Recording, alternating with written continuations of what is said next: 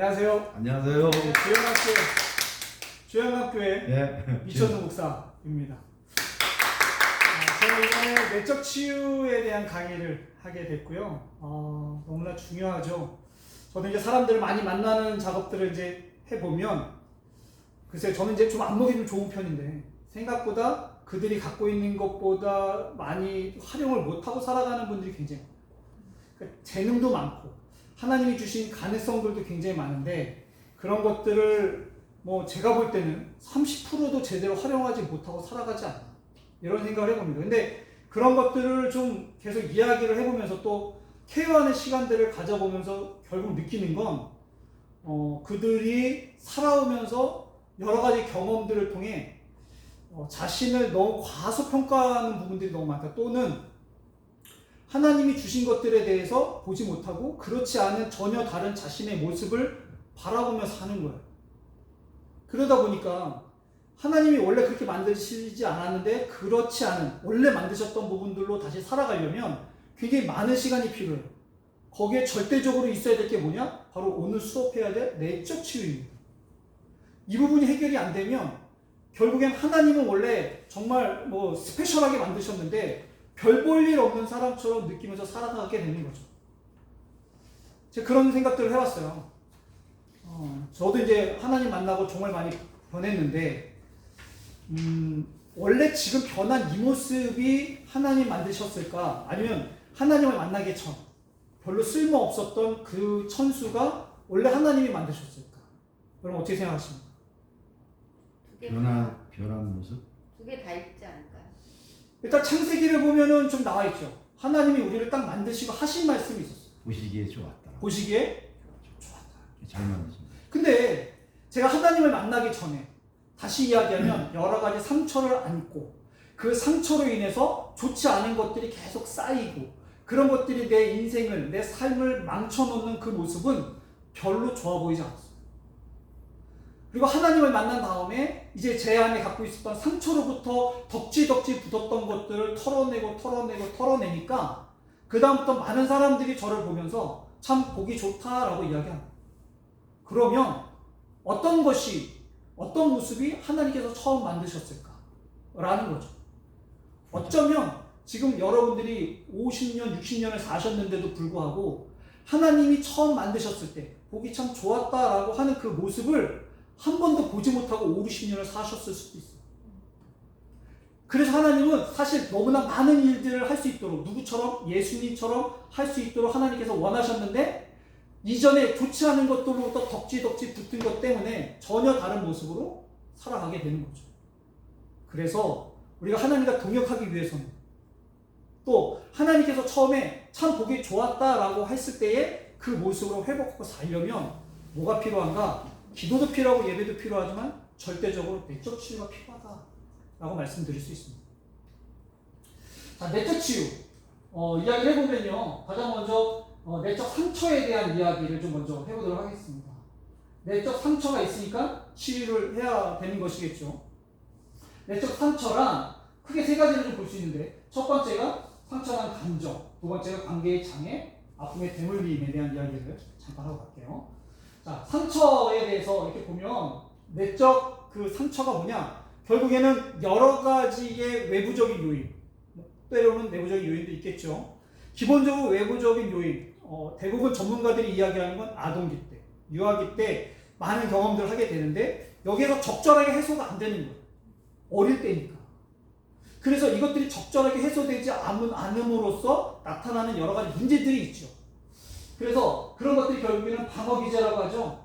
방어기제라고 하는 아주 심리학적인 이야기인데, 내가 다시는 그런 것들을 경험하고 싶지 않은 거예요.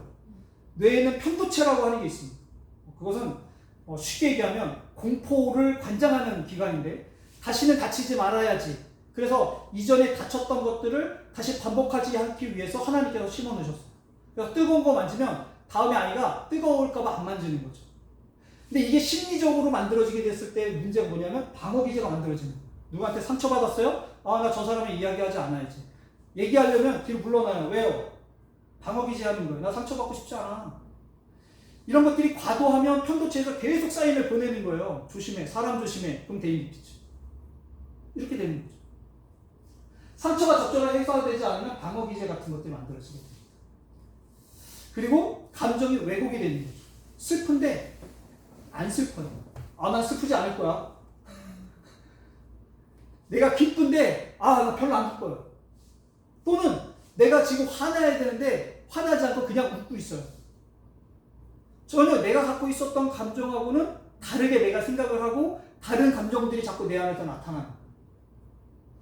이런 것들이 결국 나를 정상적이지 못한 삶을 살 수 있게 만들죠. 그리고 이제 내적 상처에 대해서 보면 이런 문제들 때문에 결국 관계에 장애가 올 수밖에 없습니다.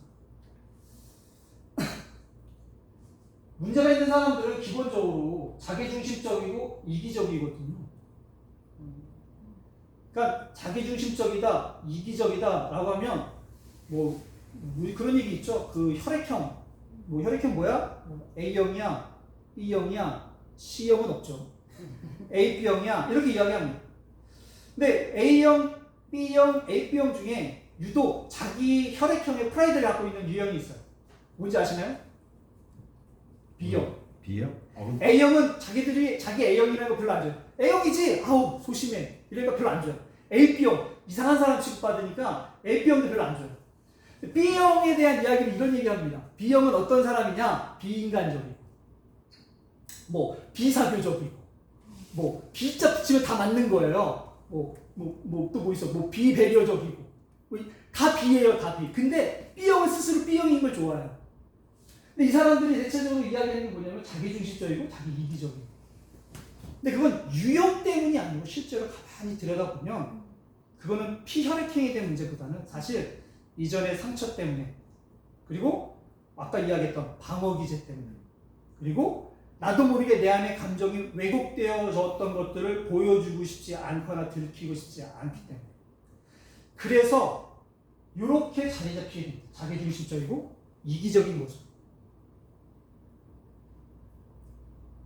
그러다 보니까 관계에 문제가 일어나는데, 이게 교회 다니는 사람들은요 하나님하고도 문제가 있어요.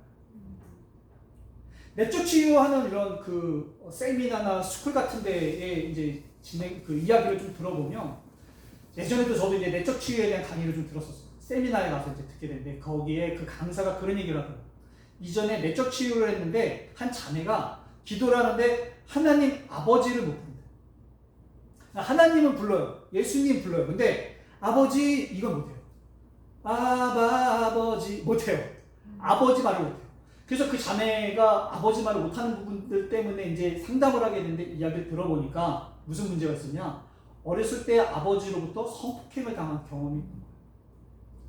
그러니까 아버지라는 이름만 들으면 과거 상처들이 이게 나와서 이 문제가 결국 하나님 아버지, 하나님에 대한 상에 대해서 건강하게 갖지 못하는 거예요. 그러니까 하나님 아버지는 어떤 분이냐? 내가 기대하고 뭔가 기댈 수 있고 내가 어떤 문제가 있을 때 해결받을 수 있는 존재라고 여겨지지 못합니다. 그러니까 어렸을 때 상처가 있는 분들은 이런 부분들 때문에 하나님하고 건강한 신앙적 관계를 맺을 수가 없어요. 그냥 내가 예배를 드리는 대상이지, 내가 인격적으로 교제하거나 인격적으로 뭔가 깊은 사귐을 가질 수 있는 대상하고는 거리가 멀 수밖에 없는 거죠. 그리고 많은 분들이 하나님을 그냥 두려운 대상으로만 생각하게 돼요. 하나님만의 문제가 아니죠. 자기 자신하고도 문제가 있죠. 내가 나 스스로를 그렇게 보지 못해요. 아까도 제가 말씀드렸지만 서두에 우리는 어떻게 만들어진 존재인가? 우리는요 때로는 장애를 갖고 태어난 아이들도 있잖아요. 팔이 없고 말을 못하고 여러 가지 문제들이 있는 아이들도 있는데, 그런 아이들조차도 하나님은 딱 만드신 다음에 참 보기 좋았다라고 고백하셨을 것 같아요. 어느 누구도 하나님께서 그냥 실수를 만들어 놓은 사람이 없다라는 거예요. 다 보기 좋은 거죠. 문제는 그 아이들이 자라면서 어떤 부모를 만났느냐, 어떤 가정을 만났느냐, 어떤 사람들을 만났고 어떤 환경 속에서 자라느냐에 따라 달라지는 거고, 그걸로부터 그런 어떤 선입견, 편견, 기타 등등으로부터 들어왔던 것, 받아왔던 것으로 나를 본다는 거죠. 그래서 내가 쓸모없는 사람이 되는 거고, 내가 불필요한 사람이 되는 거고, 못난 사람이 되는 거죠. 그래서 나 스스로하고의 관계를 갖는 부분들도 여러 가지 문제들이 있습니다. 예를 들면 자학하는 게 있죠. 조그만 문제 있으면 가만히 있지 못해요. 자고 하는 게 있어요. 사실 그 정도는 아닌데 굉장히 이렇게 자만하는 또 사람들이 있죠. 잘난 체하고 사실 그렇지 않은데 이런 문제들 때문에 나중에 돌아서면 혼자 있을 때 굉장히 힘들어하는 사람들이 많이 있어요. 당연히 이런 문제는 다른 사람들하고도 장애가 있죠. 그럴 수밖에 없겠죠. 하나님하고도 장애 있고 자기 자신에도 장애 있는데 다른 사람들을 솔직하게 정직하게 또 배려하면서 뭔가 이해하면서 지낼 수 있다? 거의 불가능하죠. 그러니까 결국 이런 상처들을 내가 내 안에서 잘 건강하게 해결하지 못하고 살아간다라고 하는 것은 인생에 엄청난 핸디캡을 안고 살아가는 거예요. 더 중요한 건 이게 잘 해결이 되느냐? 쉽지 않다는 거죠. 자, 그래서 이런 문제들이 또 결국엔 어떤 문제들이 일어나느냐? 자녀들에게 대물림하게 된다는 거예요. 저는 나중에 목회를 하게 되면 꼭 하고 싶은 것 중에 하나가 그거예요. 저는 그 결혼 예비 학교 그리고 부모 학교를 꼭 하고 싶어요. 그래서 왜 자동차를 타고 다닐 때 가끔 그 텔레비전에 보면요 초등학생이 호기심 때문에 아버지 차 끌고 나가는 장면들이 있잖아요. 요즘에 범퍼카를 아이들이 타요. 저번에 예찬이하고 필리핀 가서 카트를 타고 왔는데 잘 타요. 카트랑 지금 자동차랑 운전하는 방법이 거의 비슷하죠. 그러니까 아이들이 운전하고 갈 수 있어요. 웬만하면 다리만 닿으면 갈 수 있어요. 맞죠? 문제는 뭐냐? 운전하고 갈 수는 있으되 여기에서 다양한 어떤 문제들이 발생됐을 때 뭐 다른 차가 끼어든다든지 신호가 막혔다든지 기타 등등 어떤 그 예상하지 못한 많은 문제들이 발생했을 때 그걸 적절하게 대처하지 못하는 게 문제가 되는 거죠. 그래서 운전면허 왜 합니까? 물론 주차도 있겠지만 뭐 급정거도 해보고 뭐 이런 것도 하잖아요. 그러니까 어떠한 문제에 대처하는 방법들을 테스트해 보는 거예요. 근데 자식들 키워보니까 그쵸? 뜻대로 안 되죠? 저도 이제 아이들 이제 컸는데 요즘에 계속 머리에 생각하고 있어요. 제 뜻대로 되지 않는 부분들이 이제 계속 늘어나면서 내가 하나님 앞에 또는 이 아이들이 나중에 그래도 우리 아빠 괜찮았어 라고 생각하려면 내가 어떤 모습이어야 될까를 계속 생각해요. 근데 이런 부분들이 결국에는 그 자기 안에서 해결되지 않는 내적 문제들을 계속 안고 있으면요. 일단 내가 힘드니까, 내가 아프니까, 내가 지치니까 다른 사람들, 내 자식조차도 내가 그렇게 배려해 줄 수가 없어요. 그러니까 어렸을 때 받았던 것들을 그대로 아이들한테 어떻게 합니까? 알게 모르게 원하지 않지만 쏟아붓는 거죠. 그리고 그 아이들은 또 그 상처를 갖고 또 어떻게 해요? 대물림 하게 되는 거죠. 그러니까 이런 부분들이 사실 너무 가슴 아픈 것 같아요. 이것을 내 대로 끊어야겠다라고 했을 때에 이 내적 문제들. 내가 어렸을 때 받았던 건데, 뭐 나만 고생하는 건데, 내가 저 사람들이랑 잘 못 지내. 내가 지금 어떤 공동체에서 어떤 문제로서 내가 좀 부족한 부분이 있어. 괜찮아, 우리 아이들이 괜찮겠지? 절대 그렇지 않아요. 그 문제를 우리 아이들이 또 갖게 되는 겁니다. 그래서 이런 문제들. 아까 이제 잠깐 이야기했던 부분인데, 상처를 주는 대상들인데, 이거는 잠깐 듣고 넘어갈게요. 부모님들이 아까 이야기했던 것처럼 아이들한테 가장 많이 줄 수밖에 없죠. 왜냐하면 부모하고 가장 많이 있게 되고, 특히 아이들이 대부분 상처 언제 받느냐, 유아기 때나 아동기 때 많이 받는데, 이때는 너무 힘이 적고, 부모는 너무 강한 분인 거예요. 그러니까 주는 대로 받을 수밖에 없고, 대부분의 인격 형성이 또 내적 형성이 언제 되느냐, 유아기 아동기 때 되는데, 부모로부터 많이 받게 되죠. 자, 주변 사람들한테 많이 받게 돼요. 얼마 전에 설리 문제가 이제 뉴스에 나왔죠. 그러니까 말을 막 하는 거예요. 그래서 그것이 알고 싶다 해서도 이제 장면이 나왔었는데, 그 악플을 쓴 사람들을 만났었어요. 왜 그런 악플을 썼느냐 했더니 기억을 못해요. 제가요? 뭐라고 쓴 것 같은데 전 기억이 잘 안 나는데요. 그래서 왜 장난으로 돌을 던졌는데 맞은 개구리는 어떻게 됩니까? 그 주변 사람들에게 이런 문제들을 겪게 되면서 상처를 받게 된다는 거죠. 자, 이런 상처들의 종류를 잠깐 살펴보고 갈게요. 상처의 종류는 여러 가지가 있지만 대표적인 종류를 좀 이야기해보면 거절감, 결핍, 분노, 두려움, 열등감 등이 있습니다. 이게 좀 대표적인, 물론 더 많이 있긴 하지만 그래도 좀 쉽게 우리가 접할 수 있는, 경험할 수 있는 상처들인데요. 먼저 거절감을 좀 보게 되면 어떤 아이들이 좀 이것을 경험하게 되느냐, 부모로부터 적절하지 않은 거절을 받는 거예요. 적절하지 않다는 건 여러 가지가 있는데, 예를 들면 이런 거예요. 어쩔 땐 되고 어쩔 땐 안 돼요. 언제 돼요? 부모가 기분 좋으면 다 돼요. 그죠? 텔레비전 하루 종일 보는 거 부모가 기분 좋으면 다 돼요. 근데 부모가 예민해졌어요. 돼요, 안 돼요? 그 아이들은 어떻게 했어요? 부당한 거예요. 어제는 됐는데 오늘은 안 돼. 내일은 히스테리야. 내일은 어떻게 돼요? 원칙이 없는 거지. 네, 내일은 엄마 기분에 따라 달라지는 거예요. 그러니까 아이들에게는 이것이 어떻게 느껴지냐? 상처로 느껴지는 거예요. 또 권위적인 아버지, 그리고 신경질적인 엄마들. 저도 육아를 해봤는데 피곤해요. 스트레스 받고 부모들도 적절하게 해소하지 않으면 여러 가지 스트레스나 답답함이나 뭐 아픔이나 기타 등 적절하게 해소하지 못하면 결국에는 이런 부분들이 아이들한테 가게 되니까 참 부모 케어도 되게 중요하죠. 어찌되었든 이런 부모들하고 자라게 됐을 때 아이들은 어떤 걸 느끼게 되느냐? 거절감을 느끼게 된다. 그리고 그 공동체에서 따돌림 당하는 것들, 이런 것들이 거절감을 받게 되는데 이랬을 때 사람들이 예민해지거나 또는 부정적으로 되거나 또는 어떤 문제 앞에서 그것을 해결하려고 하는 것보다는 회피하려고 하는 이런 문제들이 이제 반응적으로 나타나게 된다는 겁니다. 자, 그 다음은 결핍입니다. 애정 결핍 이런 얘기 많이 하잖아요. 뭐 관종 요즘 이런 얘기도 이제 많이 하게 되는데 관심 받고 싶은 거예요. 왜요? 어릴 때 관심을 못 받았으니까. 요즘에는 또 뭐 부모님들이 또 그 맞벌이를 하게 되고 워낙 사회가 가면 갈수록 복잡하고 바쁜 시대가 계속 되어지죠. 그러면 아이들은 그런 가정 속에서 더 관심을 받기가 어려운 시기가 오게 될 겁니다. 그럼 이런 문제들이 더 발생되겠죠. 그래서 이 애정 결핍은 관계에서 장애를 겪었던 부모겠죠. 부모와 관계를 좋은 관계, 이 애착을 잘 가져야 되는데 부모도 바쁘고 힘들고 피곤하고 하니까 아이들에게 질 높은 어떤 애착을 줄 수 없게 되죠. 이런 관계들이 결국에는 아이들에게 애정 결핍을 갖게 되는 겁니다. 그리고 결손가정, 사랑을 못 주는 부모도 시간이 많다고 주는 게 아니에요. 뭐 여기 우리 장모님도 공부를 많이 하셨겠지만 유아교육에서 그 육아에 대한 문제를 이야기할 때 우리는 보통 아이들과 오랜 시간을 갖는 것이 다 좋다고 생각을 해요.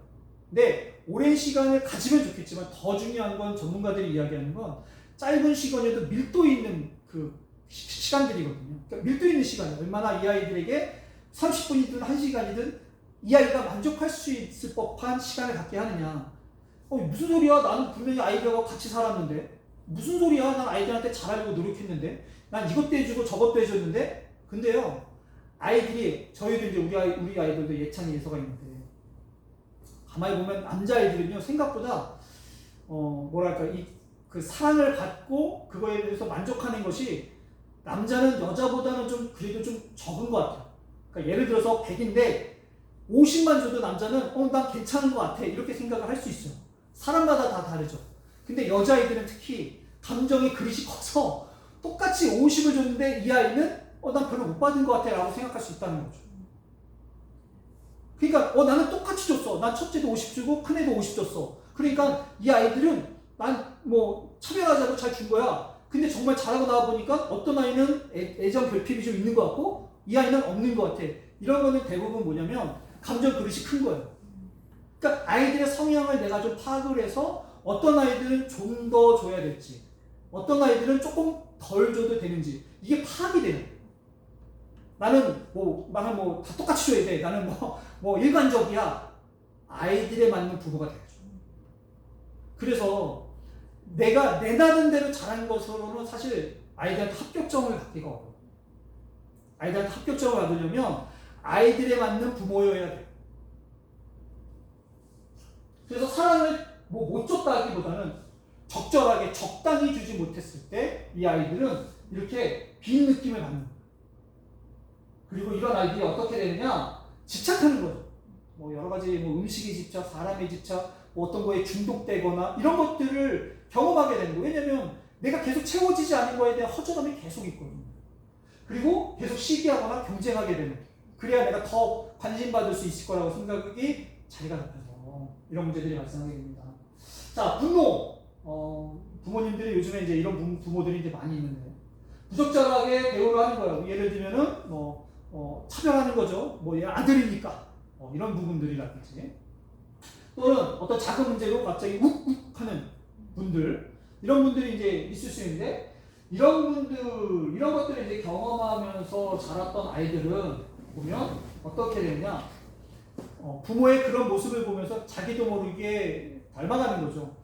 그러니까 자만하게 되거나 군림하게 되거나 때로는 어떤 우월감들을 막 갖게 되어지는 거예요. 그래서 자기도 비슷하게 부모처럼 말하거나 행동하거나 살아가는 경향들이 있죠. 이런 사람들 주변에서 별로 안 좋아요. 군림을 하고 싶은데 쉽지 않죠. 이렇게 살아가는 겁니다. 자, 그 다음에 두려움입니다. 이런 건 낮은 자존감 때문에 이제 만들어진 경향들이 많은데요. 가만히 보니까 싸움의 자증 또는 부모들이 저도 사실 좀 이쪽에 좀 속하는데 책임을 과하게 추궁하는 거예요. 너 이렇게 하기로 했잖아. 이렇게 이제 과하게 추궁하는 거예요. 그러다 보니까 이게 능력이 되는데 여러 가지 상황 때문에 못했을 수도 있지만 때로는 능력이 안 돼서 할 수 없어서 기타 등등 못하는데도 불구하고 부모가 과하게 추궁하게 됐을 때 위축되는 거죠. 자꾸 위축되는 거예요. 그렇게 되다 보면 이제 어떻게 되느냐 본능적으로 책임을 내가 그런 게 아니에요. 동생이 그랬어요. 이렇게 하는 경우들이나 도전에 대한 두려움이나 회피를 갖게 돼요. 이거 하게 되면 또 추궁받지 않을까? 이런 것들이 자주 잡히는 거죠. 또 중도에 이제 쉽게 포기하게 됩니다. 왜냐하면 이렇게 했던 사람들은 도전에 대한 두려움과 회피들을 자주 했던 사람들은 끈기가 없는 경향들이 굉장히 많아요. 그러니까 끈기가 없다 보니 결국에 또 포기하게 되는 경우들이 많죠. 그리고 미리 걱정해요. 이전에 한 적이 없잖아요. 그러니까 이번에도 잘 못할 것 같은 거죠. 마지막으로 열등감입니다. 열등감. 비교의식 속에서 나타나는 거고요. 이거 역시 편애, 비교가 심한 부모로부터 경험하게 됩니다. 또 인격적인 문제가 있는 인격적으로 부모도 상처가 많으면 그 상처 많은 분들이 히스테리적으로 아이들에게 대하는 경우들이 왕왕 있어요. 이런 것들을 경험하는 또 결손 과정을 경험하는 사람들이 겪게 되는 건데 여기에서 아까 김규수 사모도 이야기를 했는데 자존심이 이제 보이게 되죠. 저도 예전에 그런 얘기 많이 했어요. 나이 천수야. 자존심 굉장히 셌습니다. 근데 그때는 자존심이 잘나서 있는 줄 알았어요. 근데 나중에 경험해 보니까 자존심의 문제가 아니고 내가 사람들한테 얕보이고 싶지 않아서 나타나는 부분들이더라. 그게 뭐냐 결국 열등감이죠. 그리고 완벽주의적인 왜냐하면 얕보이고 싶지 않으니까 내가 적당하게 하면 사람들이 존중하지 않을 것 같은 거예요. 그래서 완벽주의적인 또는 지나치게 겸손과 희생을 자초하는 경우들이 있어요. 그래야 사람들이 좋아할 것 같고 그래야 자기 스스로 괜찮은 사람인 것처럼 느껴지는 문제는 뭐냐면 이게 건강한 사람이 희생하고 건강한 사람들이 이렇게 열심히 해준다면 괜찮아요. 그냥 그걸로 스스로 괜찮아 이렇게 하는데 열등감을 갖고 있는 사람들은 이렇게 하면서도 불만이 많아요. 왜 저 사람은 안 하는 거야? 왜 나만 하는 거야? 이렇게 해서 이것저것 불만이 많고 계속 원망하고 입 열면 다 이런 문제들이 발생되는 사람들은 결국 어떤 문제냐? 열등감 문제다 라고 이야기할 수 있습니다. 자, 그 다음에서 보면 이런 문제들이 결국에는 용서에 대한 부분이 상처는 굉장히 중요합니다. 상처는요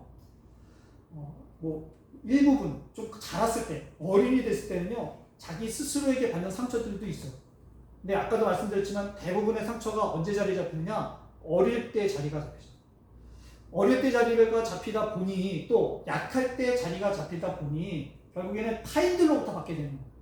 그래서 상처, 내적 상처 이런 부분들에 대해서 굉장히 중요한 게 뭐냐면 용서라는 겁니다. 용서가 굉장히 좋은 이야기예요. 상처를 치유하는데 용서만큼 좋은 이야기 없어요. 근데 용서하지 않는 이유, 용서하는 게 쉽지 않아요.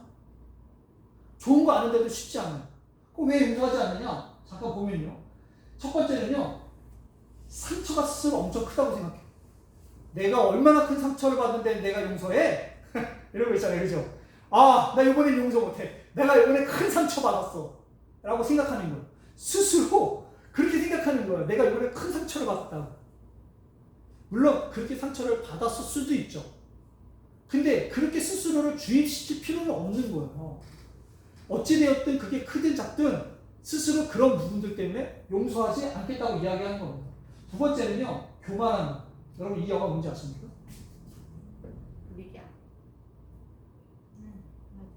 적어 있죠? 적혀 있죠? 밀양. 아.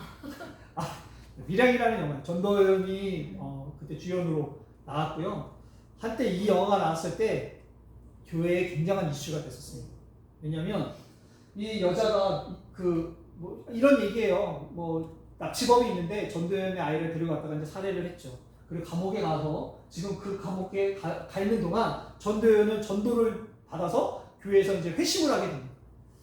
그리고 기도 열심히 하면서 그 납치범을 용서하게 됐어요. 그래서 이제 납치범을 만나러 간 거예요.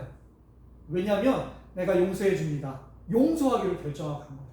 그래서 갔더니 감옥에서 놀라운 일이 벌어졌어요. 무슨 일이냐? 그 납치범도 거기서 하나님을 영접하고 거기서 하나님한테 용서를 받았다는 거예요. 이미 용서받아서 자유로운 마음으로 살아가고 있었던 거예요. 둘이 이제 지금 이게 뭐냐면 둘이 뭐라 그래요? 이거 뭐라 그러죠? 면회하는 장면이에요. 그래서 이제 전도연은 큰 마음으로 내가 이제 누구 씨를 용서하기로 했습니다. 했더니 이 납치범이 뭐라 그러냐면 저도 여기서 하나님을 만나서 이미 용서를 받았다 라고 한 거죠. 그랬더니 전도연이 뭐라 그러냐? 무엇이? 하나님이 죄를 용서했다고? 나는 아직 용서를 안 했는데 당신은 용서받아서 이미 그렇게 자유롭게 살고 있었다고? 억울한 거. 그래서 많은 사람들이 용서를 누가 한다고 생각을 하느냐? 용서는 내가 한다고 생각합니다. 우리는요, 용서할 자격이 없어. 내가 용서를 해야 된다. 난 아직 용서하지 않을 거야. 난 용서 못해. 내가 용서해야 되는 주체라고 생각을 하는 거죠.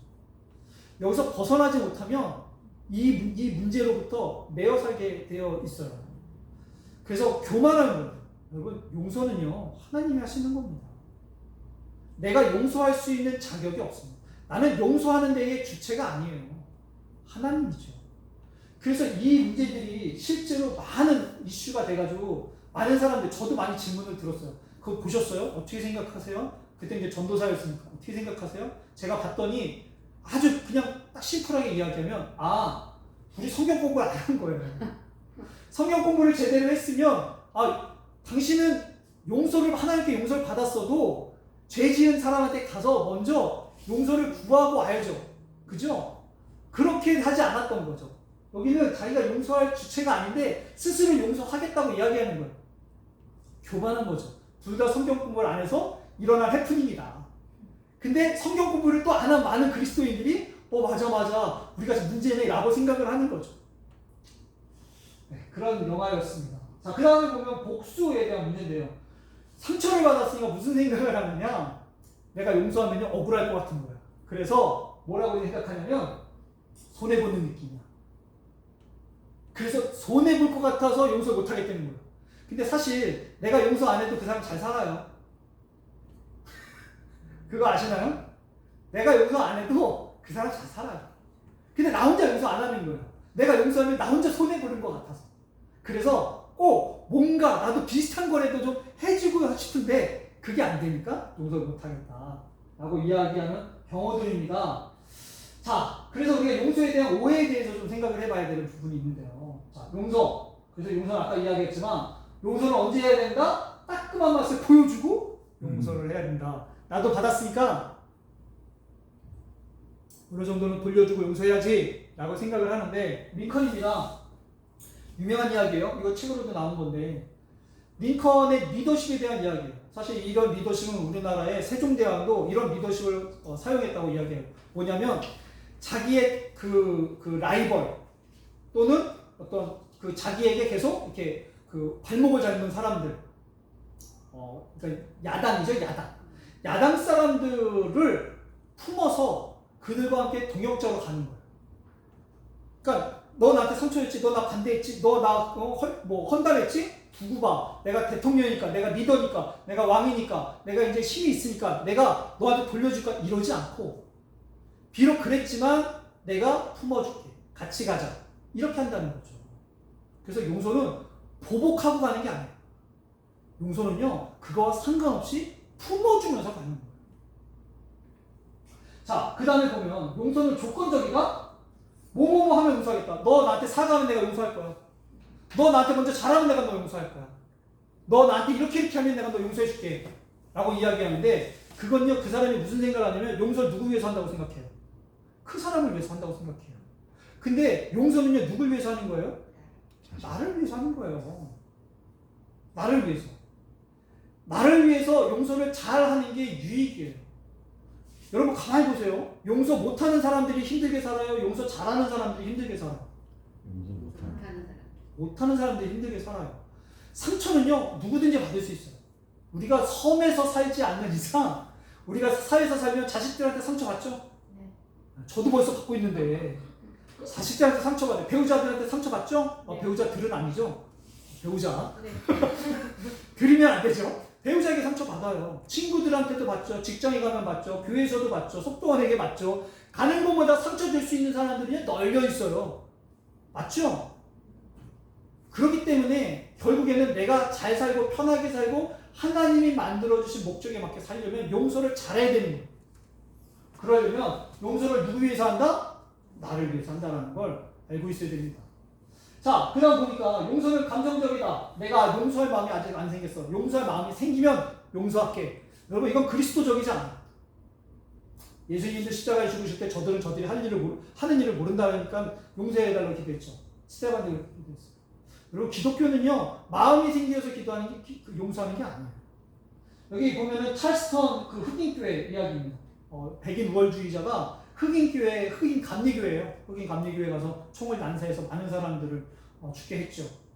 그때 이제 이 미국은 재판할 때 피해자의 그 지인들, 가족이나 이런 사람들하고 뭔가 이렇게 대면하는 시간들을 주더라고요. 그때 이제 카메라로 이야기하는 거예요. 카메라로 마지막 할 말 있으면 해라. 그래서 보통은 이제 막 욕하고 싶은 얘기 막 욕하고 뭐 이런 얘기 하는데 왜 그랬냐 뭐 이런 하는 얘기인데 여기서는 이제 그 찰스턴 흑인교회 감리교회에서는 다 같이 합의를 본 것 같아요. 우리 힘들지만 용서하기로 하자. 그래서 모든 사람들이 다 용서하는 말들을 이 청년에게 하게 됩니다. 그래서 이게 세계에 감동을 줬죠.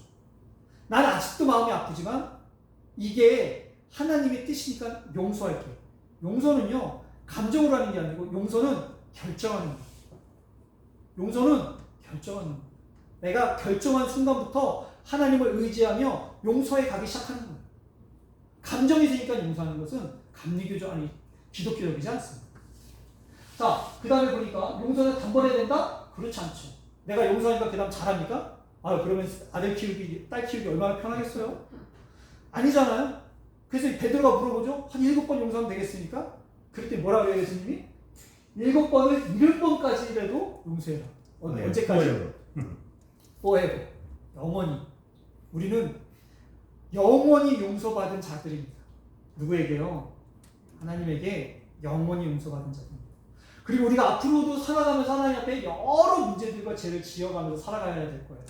그럴 때마다 우리가 하나님 앞에 용서해주세요, 용서해주세요 해서 기도를 해야 되는데 주기도문에 그렇게 나와있죠. 내가 용서해준 것처럼 나를 용서해 주십시오. 그렇기 때문에 우리는 영원히 용서받은 자로서 영원히 용서하면서 살아가야만 하는 의무와 책임이 있는 사람들이죠. 자, 그래서 이제 마지막으로 우리가 상처 치유법을 좀 보도록 할 텐데요. 그러면 우리가 상처를 받았어요. 먼저는 아까 이야기했던 것처럼 이 상처에 아주 좋은 약인 용서에 대해서 우리가 좀 바르게 알아야 될 필요가 있었고요. 마지막으로는 그러면 우리가 어떻게 해야지 이미 받은 상처들, 쉽게 아물지 않은 상처들, 유아기 때 받았기 때문에 이미 나는 여러 문제들을 안고 살아가서 여러 문제들이 반복되는 삶을 살아가고 있는 사람들, 그런 사람들이 있고 나 또한 그런 모습들이 있는데 그럼 이런 것들은 어떻게 상처를 치유해 갈 수 있느냐? 혼자는 어렵다. 상처도 혼자밖에 어렵지만 상처 치료되는 건 혼자 하는 건 더 어렵다. 이거는 반드시 누군가가 있어야 돼요. 그래서 가만히 보면요, 신뢰가 높은 사람들, 그러니까 내가 믿는 사람들 있잖아요. 가장 믿는 사람들 가만히 보면 부모가 가장 그래도 신뢰가 많이 두텁죠. 부모 또는 배우자 또는 자식, 가족들에게 가장 민감한 것 같아요. 어떤 부분이 상처 받기에도 민감하고 또 상처 치료되는 데도 민감해요. 그래서 내가 잘 모르는 사람들이 나에게 잘해주는 것도 치료가 되겠지만 사실은 신뢰가 높은 사람일수록 치료되는 게 더 많습니다. 또 우리 교회니까 뭐 숙부원들, 리더들 이런 분들하고의 어떤 신뢰가 두터울수록 상처가 치유되는데 훨씬 더 효과적이에요. 그럼 어떤 방법들이 있느냐? 4가지만 이야기하겠습니다. 첫 번째, 칭찬하는 거. 너무나 잘 알고 있죠? 하나님은 우리를 어떻게 지으셨습니까? 보기에 좋게 지으셨어요. 그러면 외모만일까요? 그쵸. 왜냐하면 하나님은 마음의 중심을 보시는 분이에요. 그러니까 외모를 아름답게 지었기 때문에 보기 좋았다기보다는 사실 그 안에 위대한 부분들을 만들어 두셨어요. 예수님처럼 살아갈 수 있도록, 또 예수님이 하신 것보다 더 큰 일들을 할 수 있도록 위대한 걸 만들어 두셨어요. 근데 이게 여러 상처들 때문에 덕지 붙어서 그들도 우리도 못 보면서 살아가는 게 너무 많죠. 그래서 우리는 칭찬을 해야 되는데, 첫 번째는 어떤 것을 칭찬하느냐? 눈을 크게 떠서 잘하는 것들을 찾고 발견하면서 칭찬해 줘야 돼요. 근데 우리가 때로는 바쁘게 살다 보니까 그냥 넘어갈 때가 너무 많잖아요. 꼭 기억해놨다가 꼭 이야기하는 거죠. 그날 저번 주 주일에, 저번 주 속회에 언제 집사님, 권사님 그거 진짜 괜찮았던 것 같아요. 어떻게 그런 걸 생각할 수 있어? 어떻게 그렇게 말할 수 있어? 참 괜찮은 것 같아. 꼭 칭찬해 주는 거예요. 더 좋은 건요, 그들의 가능성들을 칭찬해 주는 거예요. 아직도 그들이 보지 못하는 가능성들, 우리 말에는요 능력이 있죠. 저는 가끔 그런 가능성들에 대해서 사람들한테 이야기하는데 저도 놀랄 때가 너무 많아요. 그리고 생각해봐요.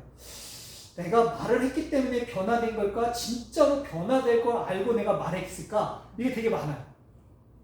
근데 알이 먼저냐 닭이 먼저냐는 아직도 잘 모르겠어요. 하나님 앞에 가봐야 알겠죠.